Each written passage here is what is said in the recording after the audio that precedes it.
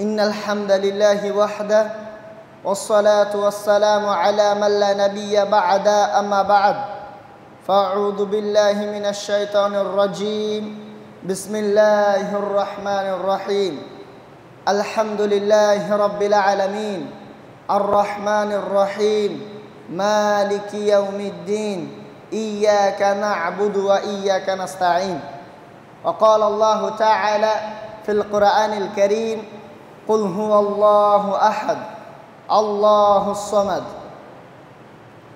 وقال النبي صلى الله عليه وسلم كل مولود يولد على الفطرة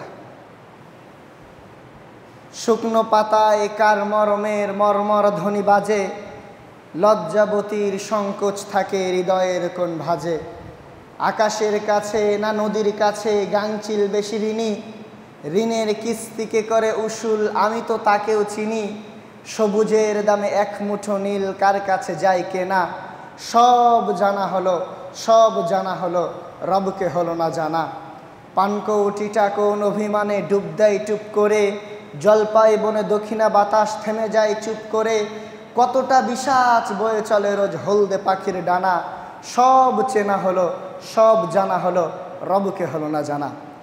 উপস্থিত পবিত্র জুমা মসজিদে মুসল্লিবৃন্দ, পর্দার অন্তরালে মা ও বোনেরা, সমস্ত প্রশংসা সমস্ত গুণগান সে মহান আল্লাহ সুবহান ওয়া তাআলার নিমিত্তে যে মহান আল্লাহ সুবহান ওয়া তাআলা আমাদেরকে আজ এই পবিত্র জুমা মসজিদে একত্রিত হওয়ার তৌফিক দান করেছেন।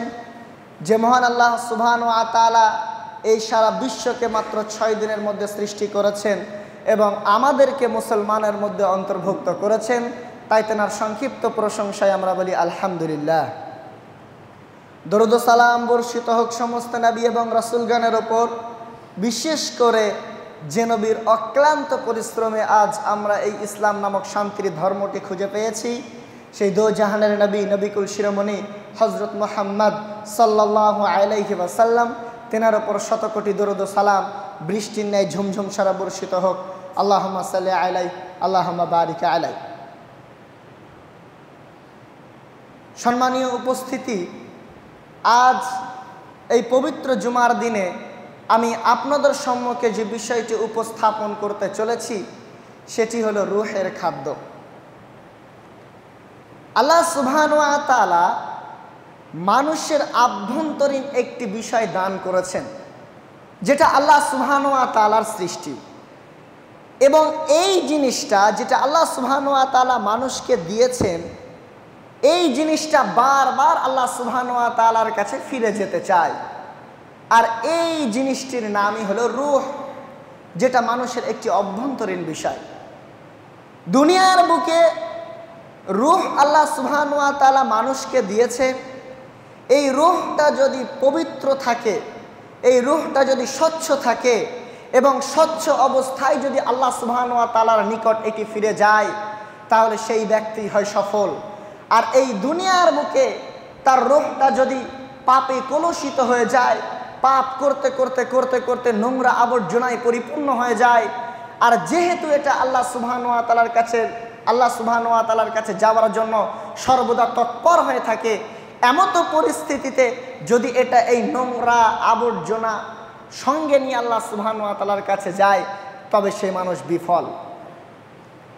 দুনিয়ার বুকে মানুষ বেঁচে থাকার জন্য যেমন তার খাদ্যের প্রয়োজন, তার পানির প্রয়োজন, তার অক্সিজেনের প্রয়োজন, এবং দুনিয়ার বুকে বেঁচে থাকার জন্য যা যা উপকরণ লাগে এইগুলো যেমন একটি মানুষের প্রয়োজন হয়, ঠিক তেমনি এই রূহকে পবিত্র রাখার জন্য, এই রূহকে জীবিত রাখার জন্য, এই রূহকে সচ্ছল রাখার জন্য এর কিছু খাদ্যের প্রয়োজন আছে। এই রূহ যখন নোংরা, অশ্লীলতা, অসচ্ছলতায় পরিপূর্ণ হয়, তখন মানুষের জীবনটা এক হতাশাময় জীবনে পরিপূর্ণ হয়। যেমনভাবে ইবাদতে মজা আসে না, আল্লাহ সুবহানাহু ওয়া তাআলার কথা শুনতে ভালো লাগে না, আল্লাহ রাসূল সাল্লাল্লাহু আলাইহি ওয়াসাল্লামের কথা শুনতে ভালো লাগে না, ইসলামের হুকুম আহকামগুলো তার উপর ভারী মনে হয়, এবং এমনি করে রূহ পাপে পরিপূর্ণ হতে থাকে এবং সে কি করে দুনিয়ার বুকে অশ্লীলতা, নোংরামো বেহায়াপনা করে সে দুনিয়া থেকে বিদায় নিয়ে নেয়। তো এই রূহকে পবিত্র করার জন্য, এই রূহকে জীবিত রাখার জন্য, সচ্ছল রাখার জন্য কিছু খাদ্যের প্রয়োজন আছে, যেগুলি রূহকে দেওয়া প্রয়োজন। নচেত আমাদের রূহটা ওই নোংরা অসচ্ছলতায় পরিপূর্ণ হয়ে যাবে এবং আমরা এমনিভাবে আল্লাহ সুবহানাহু ওয়া তাআলার কাছে পৌঁছে যাব এবং দুনিয়ার জীবনটা আমাদের জন্য বিফলই থেকে যাবে। সর্বপ্রথম এই রূহের খাদ্য হলো তাওহীদ, একত্ববাদ। বড় দুঃখ লাগে আজ আধুনিক বিশ্বে এই তাওহীদের ক্ষেত্রে মানুষ খুবই হতবিহ্বল, মানুষ খুবই অজ্ঞ। তাওহীদের বিষয়ে আজ মানুষ একেবারে হেনস্থা হয়ে আছে। যদি আপনি লক্ষ্য করেন, তাওহীদকে মানার জন্য যে তিনটি প্রকার তাওহীদ আল্লাহ সুবহানাহু ওয়া তাআলার দ্বারা, কোরআন এবং হাদিস দ্বারা প্রমাণিত, তাওহীদে রুবুবিয়াত, তাওহীদে উলুহিয়াত, তাওহীদে আসমা ওয়া সিফাত, এই তিনটি তাওহীদকে মানার ক্ষেত্রে মানুষ আজ বড়ই গাফিল, যার জন্য মানুষের অন্তরটা পাপে কলুষিত হতে হতে হতে হতে আত্মাটা নোংরার মধ্যে ডুব মারতে মারতে মারতে মারতে এমন পরিস্থিতিতে পৌঁছে গেছে, কোরআনের কথা মানুষের ভালো লাগে না, হাদিসের কথা মানুষের ভালো লাগে না, রাসূল সাল্লাল্লাহু আলাইহি ওয়াসাল্লামের সুন্নাহকে মানুষের সামনে তুলে ধরা হলে মানুষের এটা শুনতে ভালো লাগে না। কেন? কি করে সে শুনবে? তার রূহটা যে আধ্যাত্মিক বিষয় আল্লাহ সুবহানাহু ওয়া তাআলা তার কাছে দিয়েছে এবং যেই জিনিসটাকে আল্লাহ সুবহানাহু ওয়া তাআলা তার কাছ থেকে ফিরিয়ে নেবেন, সেই জিনিসটা তো সে নোংরা অশ্লীলতায় পরিপূর্ণ করে রেখেছে। কিভাবে? আপনি যখন মারা যাবেন, মানুষ বলে একজন মানুষ যখন মারা যায় সে আর দুনিয়াতে নেই, দুনিয়া থেকে চলে গেছে, অথচ আপনার বডি দুনিয়াতে পড়ে আছে, আপনার সন্তান সন্ততি দুনিয়াতে পড়ে আছে, আপনার পিতা মাতা দুনিয়াতে পড়ে আছে, আপনার স্ত্রী দুনিয়াতে পড়ে আছে, দুনিয়ার বুকে যা ইনকাম আপনি করেছিলেন সমস্ত কিছু দুনিয়ার বুকে পড়ে আছে। আপনার হাত যেমন ছিল, আপনার পা যেমন ছিল, আপনার মুখ যেমন ছিল, তেমন ভাবেই দুনিয়ার বুকে পড়ে আছে। যেটা চলে গেছে সেটা কি? সেটা হলো রূহ। আল্লাহ সুবহানাহু ওয়া তাআলা যেটা আপনার মধ্যে দিয়েছেন, এই রূহটা আপনার কাছ থেকে চলে গেছে। অর্থাৎ কোনো ব্যক্তি এইভাবে বলে যে মানুষটা আর পৃথিবীর বুকে নেই, সে দুনিয়া ছেড়ে চলে গেছে। দুনিয়া ছেড়ে চলে গেছে মানে এটা নয়, মানুষের বডি দুনিয়াতে আছে, মানুষ সারা জীবন যা উপার্জন করেছিল দুনিয়াতেই পড়ে আছে, তার বিবি বাচ্চা পিতা মাতা আত্মীয় স্বজন সকলেই দুনিয়াতে পড়ে আছে, কিন্তু মানুষের কাছ থেকে যেই জিনিসটা চলে গেছে, যার জন্য আমরা বলছি যে মানুষটা পৃথিবী থেকে চলে গেছে, সেটা হলো রূহ। এই রূহটা আপনার মধ্যে আছে তো দুনিয়ার বুকে আপনার ভ্যালিডিটি আছে। এই রূহটা যখন আপনার থেকে চলে যাবে, দুনিয়ার বুকে আপনার আর কোনো দাম নেই, আপনার দুনিয়ার জীবন শেষ। এই রূহটাকে যদি আপনি পবিত্র সচ্ছলভাবে আল্লাহ সুবহানাহু ওয়া তাআলার কাছে পাঠাতে পারেন, তবেই আপনি সফল, নচেত বিফলতা আর বিষণ্ণতা ছাড়া আপনার কাছে আর কিছুই নেই। তো এই রূহকে জীবিত রাখতে, এই রূহকে সচ্ছল রাখার জন্য আমাদের যেটা করণীয় সেটা হলো একত্ববাদকে, তাওহীদকে আঁকড়ে ধরা। রূহকে খাদ্য দিতে হবে কি দিয়ে? তাওহীদ দিয়ে। আসুন, যারা এখনো পর্যন্ত তাওহীদ সম্পর্কে অবগত নন, আজ থেকে তাওহীদ সম্পর্কে ভালো করে বুঝে যাবেন। আল্লাহর কাছে দোয়া করি, হে আল্লাহ তুমি আমাকে সঠিক সঠিক বলার তৌফিক দান করো, আমিন। সর্বপ্রথম তাওহীদের রুবুবিয়াত। তাওহীদের রুবুবিয়াত কাকে বলা হয়? দুনিয়ার বুকে যা কিছু সৃষ্টি দেখছেন, যা কিছু সৃষ্টি করেছেন, এই সমস্ত কিছুর সৃষ্টিকর্তা হচ্ছে আল্লাহ সুবহানাহু ওয়া তাআলা। রব শব্দের অর্থ হলো লালন পালন করা, প্রতিপালন করা। তো তাওহীদুর রুবুবিয়াত হলো দুনিয়ার বুকে যা কিছু সৃষ্টি আপনি দেখছেন, এই সমস্ত কিছুর প্রতিপালনকারীকে আল্লাহ সুবহানাহু ওয়া তাআলা।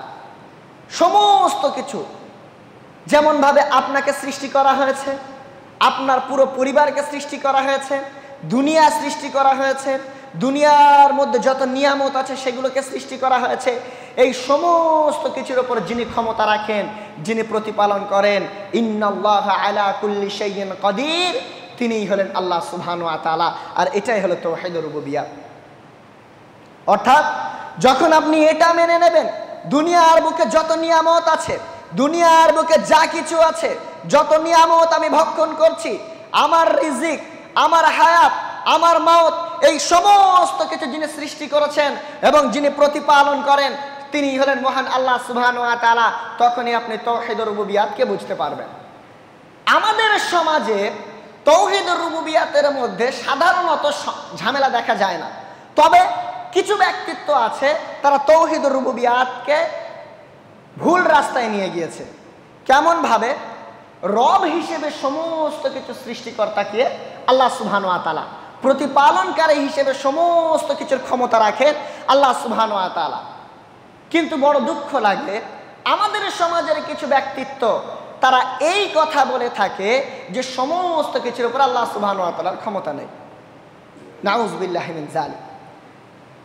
যেমন ভাবে উদাহরণ যদি আপনি নেন, আপনি মনে রাখবেন একটি গাছ যখন আপনি ছোটবেলাতে লাগান, একটি গাছের চারা যখন আপনি ছোটবেলায় লাগান, এই গাছটা যতক্ষণ পর্যন্ত না আল্লাহ সুবহানাহু ওয়া তাআলা সেখান থেকে বড় করে তুলছেন, পৃথিবীর কোনো ব্যক্তি বলেন আর পুরো ইউনিভার্সে এমন কোনো ব্যক্তি নেই যে ওই গাছটা সেখান থেকে বড় করে তুলবে। আরও একটি কথা আপনাদের বলি, আপনার হাতে যে কোনো একটি বড় বস্তু আছে, ধরেন আমার হাতে এই মোবাইলটি আছে, আমি যদি আপনাকে বলি এই মোবাইলটি আপনি শূন্যে দাঁড় করিয়ে রাখতে পারবেন, শূন্যে ভাসিয়ে রাখতে পারবেন? কারণ ক্ষমতা আছে।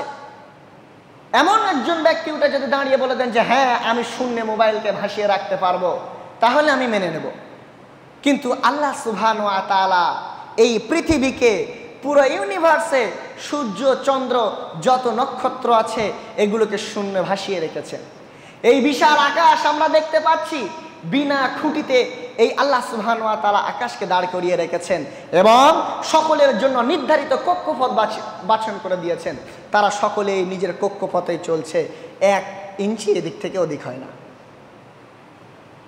যারা বলে তাওহীদুর রুবুবিয়াতের ক্ষেত্রে অন্য জন্য এখানে আসতে পারে, আমি তাদের কাছে প্রশ্ন করতে চাই, যদি আসে তাহলে তুমি এমন একটি কাজ করে দেখাও, শূন্য কোনো বিষয়কে ভাসিয়ে দেখাও, যেমন ভাবে আল্লাহ সুবহানাহু ওয়া তাআলা এই পৃথিবীকে, সূর্যকে, চন্দ্রকে শূন্যে ভাসিয়ে রেখেছেন। এ বিষয়ে অহরহ আয়াত আপনি কোরআন থেকে পেয়ে যাবেন। তো তাওহীদুর রুবুবিয়াতের ক্ষেত্রে এক আল্লাহ সুবহানাহু ওয়া তাআলা যেদিন আপনি মেনে নেবেন যে তাওহীদুর রুবুবিয়াত অর্থাৎ লালন পালন কর্তা, সমস্ত কিছু সৃষ্টিকর্তা, আমাকে যিনি সৃষ্টি করেছেন, আমার পিতামাতাকে যিনি সৃষ্টি করেছেন, এই দুনিয়াতে যিনি আমাকে পাঠিয়েছেন, দুনিয়ায় যত নিয়ামত আমি ভক্ষণ করছি সমস্ত কিছুর সৃষ্টিকর্তা, লালন পালনকারী এক আল্লাহ সুবহানাহু ওয়া তাআলা, সেদিন আপনি তাওহীদুর রুবুবিয়াত সম্পর্কে অবগত হতে পারবেন। আর যদি দোনো মনে হয় যে না এটা হয়তো মানুষের দ্বারা সৃষ্টি, মানুষের দ্বারা সৃষ্টি হয়েছে ঠিকই, কিন্তু এগুলো আপনার অধীনে কে করে দিয়েছে? আল্লাহ সুবহানাহু ওয়া তাআলা আপনার অধীনে করে দিয়েছেন। আল্লাহ সুবহানাহু ওয়া তাআলা যদি আপনার অধীনে না করতেন, আপনার কোনো দিনও এই ক্ষমতা হতো না যে কোনো কিছুকে তৈরি করার, আবিষ্কার করা। তো তাওহীদুর রুবুবিয়াতের ক্ষেত্রে সাধারণত এই সমস্ত বিভ্রান্তিগুলো আমাদের মধ্যে থেকে থাকে। এরপর তাওহীদুল উলুহিয়া, বিশ্বে যদি সব থেকে ঝামেলা কোনো তাওহীদ নিয়ে হয়ে থাকে, সব থেকে জটিলতা যদি কোনো তাওহীদ নিয়ে হয়ে থাকে, সেটা হলো তাওহীদুল উলুহিয়া। পৃথিবীর বুকে যত সম্প্রদায় আছে, যত মানুষ আছে, একজন হিন্দু বলেন, একজন খ্রিস্টান বলেন, যারাই আছে তারা কিন্তু কেউই তাওহীদুর রুবুবিয়াতকে অস্বীকার করে না। তাওহীদুর রুবুবিয়াতকে কেউ অস্বীকার করে না, কিন্তু তাওহীদুল উলুহিয়াতেই সকলের বাধা। কেমন ভাবে?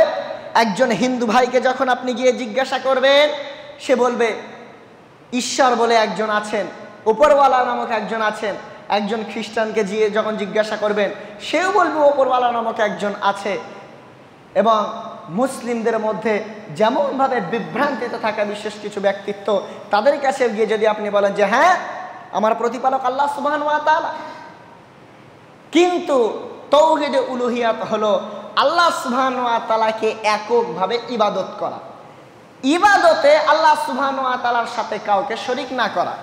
পৃথিবীর বুকে যত নবী এবং রাসূলগণ এসেছেন, যত আম্বিয়াগণ এসেছেন, আল্লাহ সুবহানাহু ওয়া তাআলা যত নবী এবং রাসূলগণকে দুনিয়ার বুকে পাঠিয়েছেন, কোন নবী এ দাওয়াত নিয়ে আসেনি লা রব্বা ইল্লাল্লাহ, আল্লাহ ছাড়া কোনো রব নেই।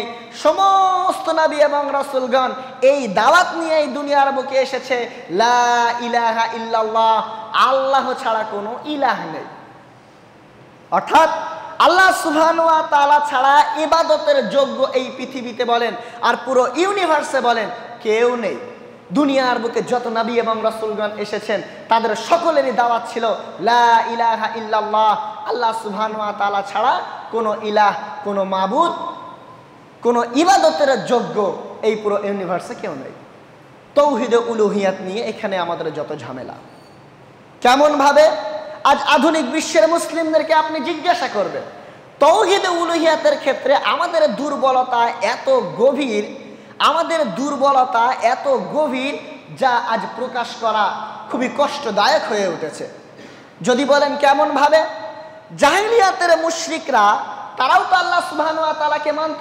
জাহেলিয়াতের কাফেরদেরকে যখন জিজ্ঞাসা করা হতো তোমাকে কে সৃষ্টি করেছে, তোমার যত নিয়ামত দেখছো এই নিয়ামত তোমাকে কে দিয়েছে, তোমার হায়াত কে দিয়েছে, তোমার মওত কে দিয়েছে, তারা বলতো যে সমস্ত কিছু আল্লাহ সুবহানাহু ওয়া তাআলা দিয়েছে। পক্ষান্তরে যখন তাদেরকে জিজ্ঞাসা করা হতো আচ্ছা সবই যখন তোমাকে আল্লাহ সুবহানাহু ওয়া তাআলা দিয়েছে তাহলে আল্লাহ সুবহানাহু ওয়া তাআলাকে বাদ দিয়ে তোমরা অন্যকে ইবাদত করো কেন? তাদের উত্তর কি ছিল? এক, আমরা এটা আমাদের বাপদাদাদের থেকে পেয়েছি, নচেত আমরা আল্লাহ সুবহানাহু ওয়া তাআলাকে কাছে পাওয়ার একটা মাধ্যম খুঁজে নিয়েছি।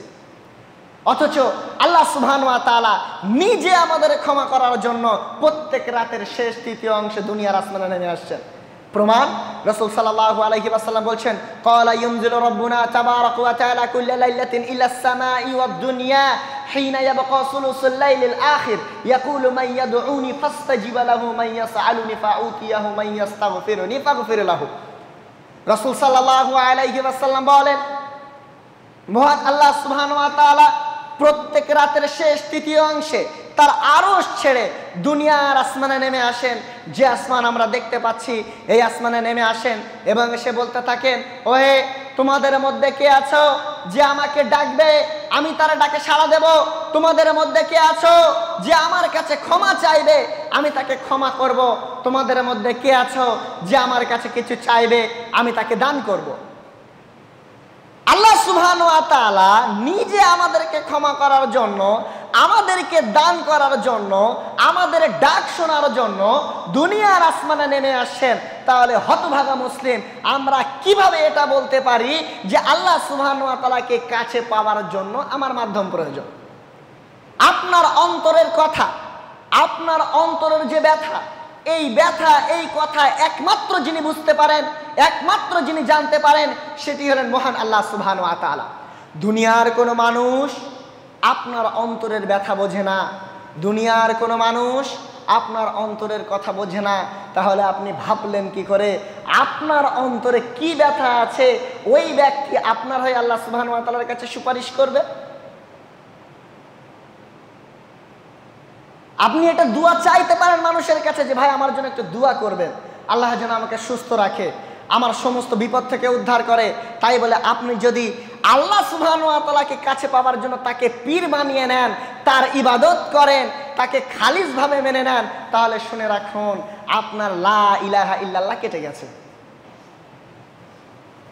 অতএব আমরা বুঝতে পারলাম দুনিয়ার বুকে যত নবী এবং রাসূলগণ এসেছিলেন সমস্ত নবী এবং রাসূলগণের দাওয়াত একটাই ছিল, লা ইলাহা ইল্লাল্লাহ, আল্লাহ ছাড়া কোনো ইলাহ নেই। আমি মুশরিকদের অবস্থার কথা বলেছিলাম, বর্তমান সমাজের মুসলমানদের অবস্থা দেখুন। কোন মুসলিম যে কোনো মাযহাবেরই হোক না কেন তাকে দাঁড় করে শুধু জিজ্ঞাসা করবেন, ভাই তোমাকে কে সৃষ্টি করেছে? বলবে আল্লাহ সুবহানাহু ওয়া তাআলা সৃষ্টি করেছেন। তাকে দাঁড় করিয়ে জিজ্ঞাসা করবেন তোমার রাসূলকে? সে বলবে মুহাম্মদ সাল্লাল্লাহু আলাইহি ওয়াসাল্লাম। তাকে দাঁড় করিয়ে জিজ্ঞাসা করবেন তোমার দ্বীন কি? সে বলবে ইসলাম। তাকে জিজ্ঞাসা করবেন দুনিয়ার যত নিয়ামত তুমি দেখছো, তোমার হায়াত, তোমার মওত, তোমার রিজিক, এগুলো কে দিয়েছেন? সে ব্যক্তি নির্দ্বিধায় বলবে সমস্ত কিছু আল্লাহ সুবহানাহু ওয়া তাআলা দিয়েছে। কিন্তু যখনই তাদেরকে বলা হবে আচ্ছা সমস্ত কিছু তো আল্লাহ সুবহানাহু ওয়া তাআলা দিয়েছে, এবং এর পরিবর্তে আল্লাহ সুবহানাহু ওয়া তাআলা আমাদের কাছ থেকে কি চেয়েছে? আল্লাহ সুবহানাহু ওয়া তাআলা বলছেন, ওমা খালাকতুল জিন্না ওয়াল ইনসা ইল্লা লিয়াবুদুন, আমি মানব এবং জিন জাতিকে সৃষ্টি করেছি শুধুমাত্র আমারই ইবাদত করার জন্য। তাকে যখন বলবেন সমস্ত কিছু আল্লাহ সুবহানাহু ওয়া তাআলা দিয়েছে, তুমি দুনিয়ার বুকে বেঁচে আছো তার দয়ায়, দুনিয়ার নিয়ামত ভক্ষণ করছো তার দয়ায়, তাহলে তাকে ইবাদত করো না কেন? আর যদিও বা ইবাদত করে থাকো, তোমার ইবাদতটা রাসূল সাল্লাল্লাহু আলাইহি ওয়াসাল্লামের তরিকায় হয় না কেন? আজ আধুনিক বিশ্বে আপনি লক্ষ্য করবেন, বিশেষ করে এগুলো মহিলাদের মধ্যে বেশি হয়ে থাকে। যখন কোনো মায়ের, যখন কোনো বোনের সন্তান হয় না, তাদের মধ্যে হুড়োহুড়ি লেগে যায়। কে বলে এই বাবার কাছে নিয়ে যা, কে বলে ওই বাবার কাছে নিয়ে যা, কে বলে এই ডাক্তার কর, কে বলে ওই তাবিজ কর, ওই পানি পড়া কর। আরে কখনো তাহাজ্জুদে উঠে আল্লাহ সুবহানাহু ওয়া তাআলার কাছে চেয়েছেন কোনো বিষয়? আল্লাহ সুবহানাহু ওয়া তাআলা যিনি আপনার প্রতিপালক, যিনি আপনাকে সৃষ্টি করেছেন, দুনিয়ার যত নিয়ামত তিনি দান করেছেন, সেই আল্লাহ সুবহানাহু ওয়া তাআলা আপনাকে ক্ষমা করার জন্য, আপনাকে দান করার জন্য, আপনারা ডাক শোনার জন্য সেই সপ্তম আসমান থেকে প্রত্যেক রাতের শেষ তৃতীয় অংশে দুনিয়ার আসমানে নেমে আসছেন এবং এসে বলছেন, কে আছো যে আমার কাছে কিছু চাইবে আমি তাকে দান করব? কে আছো যে আমার কাছে ক্ষমা চাইবে আমি তাকে ক্ষমা করব? কে আছো যে আমাকে ডাকবে আমি তার ডাকে সাড়া দেব? আপনি মুসলিম হিসেবে কদিন তাহাজ্জুদে উঠে আল্লাহ সুবহানাহু ওয়া তাআলাকে ডেকেছেন যে হে আল্লাহ আমার এটা নেই, হে আল্লাহ আমার এটা প্রয়োজন, হে আল্লাহ আমার এটা খুব দরকার? কোনোদিন কি আল্লাহ সুবহানাহু ওয়া তাআলার কাছে জানিয়েছেন? আর যদিও বা জানান, কেমন ভাবে জানাচ্ছেন? আল্লাহ সুবহানাহু ওয়া তাআলা আপনাকে সৃষ্টি করেছেন, তিনি প্রতিপালক। আসলে সত্যি কথা বলতে, আমরা যে যার জন্য ইবাদত করছি, আমরা যার জন্য ইবাদত করব, যাকে রব বলে মানছি, সেই রব সম্পর্কে আমাদের জ্ঞান নেই। আল্লাহ সুবহানাহু ওয়া তাআলাকে যে আমরা প্রভু হিসেবে মানছি, আল্লাহ সুবহানাহু ওয়া তাআলা তিনি যে আমাদের সৃষ্টিকর্তা, এই রব সম্পর্কে জ্ঞান না থাকার জন্য আমাদের অন্তরে আল্লাহ সুবহানাহু ওয়া তাআলার ইবাদত করে ওই প্রশান্তিটা আসে না, যেটা মুহাম্মদ সাল্লাল্লাহু আলাইহি ওয়াসাল্লাম সহ সাহাবায়ে কেরাম রাদিয়াল্লাহু তাআলা আনহুমদের মধ্যে আসতো। কেননা আমরা আজ দুনিয়া নিয়ে ব্যস্ত হয়ে পড়েছি। আমাদের রূহটা আজ পাপ করতে করতে করতে করতে আমাদের রূহটা একেবারে অসচ্ছল হয়ে গেছে। আমাদের রূহটা আজকে পাপে জং পড়ে গেছে, সেখান থেকে ছাড়ানো আমাদের জন্য খুবই মুশকিল হয়ে যাচ্ছে, আমাদের জন্য খুবই কষ্টদায়ক হয়ে যাচ্ছে, যার জন্য আমরা আল্লাহ সুবহানাহু ওয়া তাআলার ইবাদত করে মজা পাচ্ছি না। এই জন্য আমি শুরুতে একটা কবিতা বলেছিলাম, শুকনো পাতায় কার মরমের মর্মর ধ্বনি বাজে, লজ্জাবতীর সংকোচ থাকে হৃদয়ের কোন ভাজে, আকাশের কাছে না নদীর কাছে গাংচিল বেশি ঋণী, ঋণের কিস্তিকে করে উসুল আমি তো তাকেও চিনি, সবুজের দামে এক মুঠো নীল কার কাছে যায় কেনা, সব চেনা হলো সব জানা হলো রবকে হলো না জানা, পানকৌটিটা কোন অভিমানে ডুব দেয় টুপ করে, জলপাই বনে দক্ষিণা বাতাস থেমে যায় চুপ করে, কতটা বিশ্বাস বয়ে চলে রোজ হলদে পাখির ডানা, সব চেনা হলো সব জানা হলো রবকে হলো না জানা। হতভাগা মুসলিম আমরা তৌহিদ সম্পর্কে তো অবগত আছি, এর অন্যতম কারণ হলো যার জন্য আমরা ইবাদত করব, যার কাছে আমরা চাইব, যাকে আমরা ডাকবো, সেই আল্লাহ সুবহানাহু ওয়া তাআলা সম্পর্কে আমরা জ্ঞান অর্জন করতে পারিনি। দুনিয়ার সমস্ত বিষয়ে আমরা প্রাধান্য দিয়েছি, সমস্ত বিষয়কে জেনেছি, সমস্ত বিষয়কে জানার প্রচেষ্টা করেছি, কিন্তু আমরা সেই আল্লাহ সুবহানাহু ওয়া তাআলা সম্পর্কে জানার প্রচেষ্টা করিনি, সেই আল্লাহ সুবহানাহু ওয়া তাআলা সম্পর্কে অবগত হবার প্রচেষ্টা করিনি, যার জন্য আজ আমাদের ইবাদতের মধ্যে প্রশান্তি আসে না। আর যখনই আমরা অশ্লীল নোংরা কাজ করি, তখন আমাদের অন্তরটা শান্ত হয়ে যায়। এই অন্তরটা, এই রূহটা কখন প্রশান্তি পাবে? এই রূহটা আপনি যখন একে তাওহীদের খাদ্য দেবেন, আর তাওহীদ মানেই হলো আল্লাহ সুবহানাহু ওয়া তাআলার জিকির আজকার করা। জিকির আজকার রুবুবিয়াতের মধ্যে দিয়ে, উলুহিয়াতের মধ্যে দিয়ে, আসমা ও সিফাতের মধ্যে দিয়ে যখন আপনি আল্লাহ সুবহানাহু ওয়া তাআলার জিকির আজকার করবেন, তখন আপনার অন্তরটা প্রশান্তি লাভ করবে। কিন্তু বড় কষ্ট হয়, বর্তমান সমাজে আমরা যখন আল্লাহ সুবহানাহু ওয়া তাআলার জিকির করি তখন আমাদের অন্তরটা প্রশান্তি লাভ করে না, কি হয়? আমাদের মধ্যে নাচানাচি শুরু হয়ে যায়, আমাদের মধ্যে হুড়োহুড়ি শুরু হয়ে যায়। জিকিরের নামে আজ আমরা যত ভণ্ডামো, যত বেহায়াপনা সমাজের বুকে উন্মোচন করে রেখেছি। প্রকৃতপক্ষে যদি আল্লাহ সুবহানাহু ওয়া তাআলার জিকির করি এবং আল্লাহ সুবহানাহু ওয়া তাআলাকে জেনে জিকির করি, তাহলে আমাদের অন্তরটা অবশ্যই প্রশান্তি পাবে। কেমনভাবে? আপনার একটা সাপোজ এক্সাম্পল নেন। দুনিয়ার বুকে আপনি কোনো মুনিবের হয়ে কাজ করছেন, কোনো ব্যক্তির মালিকানায় আপনি কাজ করতেন। এমতো পরিস্থিতিতে আপনি ওই ব্যক্তির সাথে যে কাজ করছেন, ওই ব্যক্তিকে আপনি চেনেন না, আপনি জানেন না ওই ব্যক্তির চরিত্র কেমন, ওই ব্যক্তির মনোভাবনা কেমন, ওই ব্যক্তির চিন্তা ভাবনা কেমন, আপনি জানেন না। এখন আপনার কাছে প্রশ্ন, এমতো পরিস্থিতিতে যদি আপনাকে বলা হয় ওই ব্যক্তির সাথে তুমি শেয়ারে কাজ করো, আপনি কি রাজি হবেন?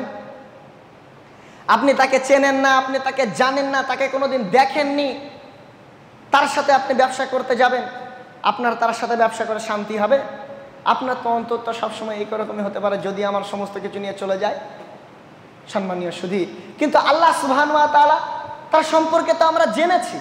আল্লাহ সুবহানাহু ওয়া তাআলা তিনি কে সমস্ত কিছু জানি, তারপরেও কেন আমরা আল্লাহ সুবহানাহু ওয়া তাআলার সাথে আল্লাহ সুবহানাহু ওয়া তাআলাকে ভালোভাবে ইবাদত করতে পারি না?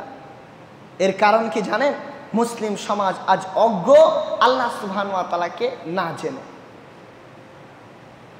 আমরা শুধুমাত্র নামাজ পড়ি, ইবাদত করি, এই জন্য ইবাদত করতে হয় তাই করি, সালাত পড়তে হয় তাই পড়ি, সিয়াম রাখতে হয় তাই রাখি, হজ করতে হয় তাই রাখি। আমাদের সমাজে বর্তমান বিশ্বে বেশিরভাগ ক্ষেত্রে এমনটা হয়ে গিয়েছে, মানুষের নিয়ত আজকে জুমার দিন যদি নামাজ পড়তে না যায় লোক আমাকে ছিছি করবে, রমাজান মাস আমি যদি রোজা না রাখি লোক আমাকে ছিছি করবে, আমার এত এত টাকা আমি যদি হজ করতে না যাই লোক আমাকে ছিছি করবে, আমি যদি যাকাতের টাকা না দিই লোক আমাকে ছিছি করবে।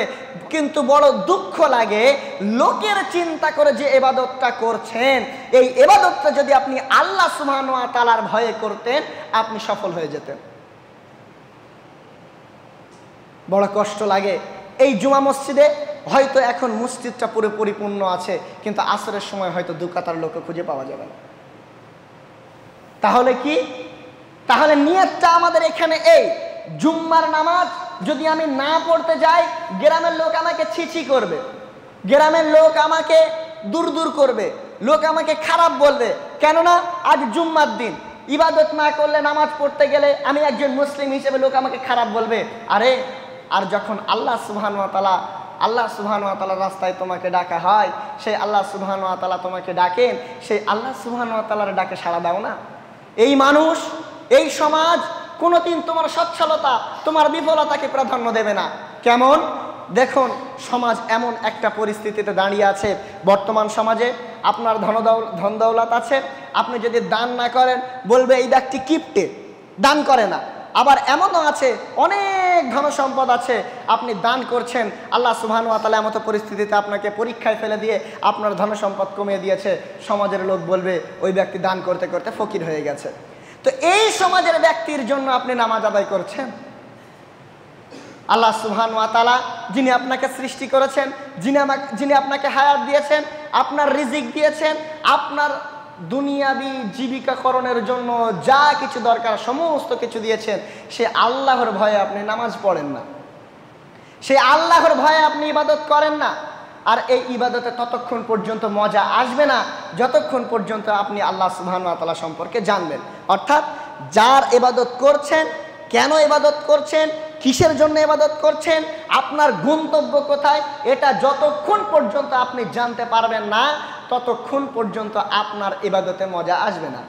আর এই মজা যখন আসবে না, আপনি এমন একটা খারাপ কাজে ইবাদত মনে করে নেবেন, মাজারে গিয়ে সেজদা করে দেবেন, এমন একটি খারাপ কাজকে ইবাদত করে নেবেন, আর সেখানে আপনার মজা এসে যাবে। কেন? আপনার রূহ পাপে কলুষিত হয়ে আছে, আপনার রূহটা নোংরামু করতে করতে করতে করতে এমন একটা পরিস্থিতিতে পৌঁছে গেছে, ইসলামের সঠিক বিধিবিধান আপনার পছন্দ হবে না, ইসলামের সঠিক বিধিবিধান আপনি মেনে নিতে পারবেন না। পক্ষান্তরে আপনি কোনগুলো মেনে নেবেন? যেগুলো ইসলাম বহির্ভূত কাজ, যেগুলি ইসলাম সায় দেয়নি, ইসলাম যেটার হুকুম দেয়নি সেই সমস্ত কাজগুলো আপনার কাছে ভালো লাগবে।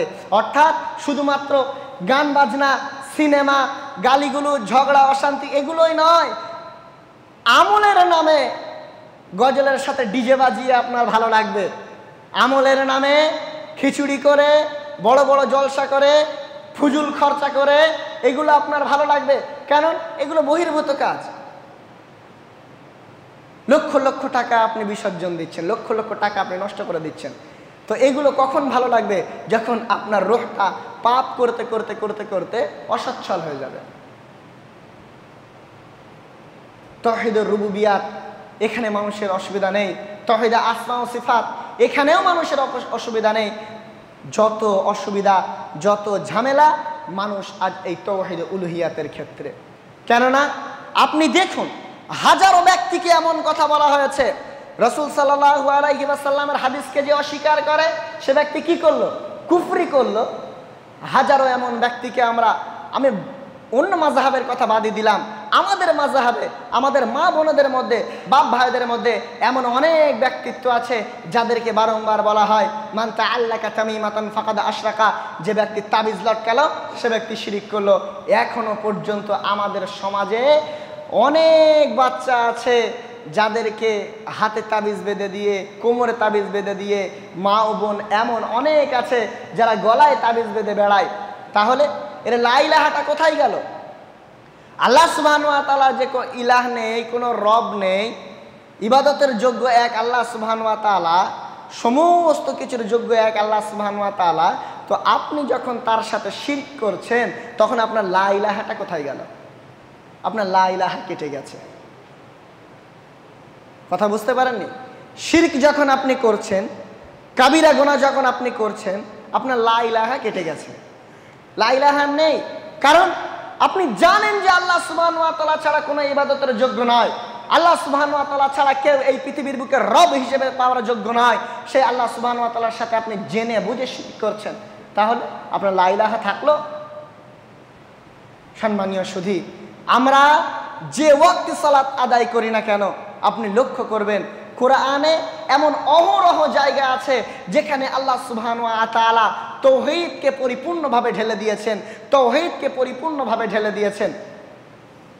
এর উত্তম নিদর্শন আমরা প্রত্যেক সালাতে সর্বপ্রথম যে সূরাটি ধরি, আলহামদুলিল্লাহি রাব্বিল আলামিন, আর রহমানির রহিম, মালিকি ইয়াউমিদ্দিন, ইয়্যাকা না'বুদু ওয়া ইয়্যাকা নাস্তাঈন। এখানেই তিনটে তাওহীদ এসে গিয়েছে, তিনটে তাওহীদ এখানে এসে গিয়েছে। কেমন ভাবে?